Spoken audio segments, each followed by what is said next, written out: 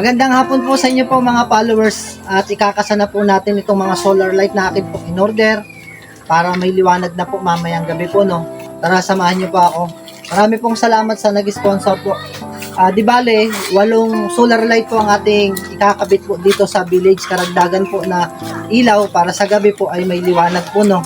Tara, pero ngayon po magkakabit po tayo ng 4 po na solar street light po dito. Para naman po yung mga nakatira po dito, lalo pag gabi, ay maliwanag po, no, lalo na po yung mga bata.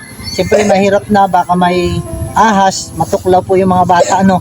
Kalimutan ko po pala mga followers. Siyempre hindi ko po ito magagawa kung wala pong mga mababait na sponsor na nagpapadala po ng tulong para makabili po tayo ng ilaw. Ito po ay mas maganda at mas malaki kumpara po dun sa unang binili ko po, no. Kaya marami pong salamat sa lahat po ng sumusuporta sa ating po mission sa pagbablog, sa ating pong ministry po, no. Tara, ikaw nang magkasa ngayon para mamayang gabi ay mayroong ilaw na. Sige, no. O, anong gusto mong sabihin sa mga sponsor? Maraming salamat po sa nag-sponsor po ng solar light na ito. Maraming pong salamat. Mahirap ba paggabi, madilim? Madaling po eh.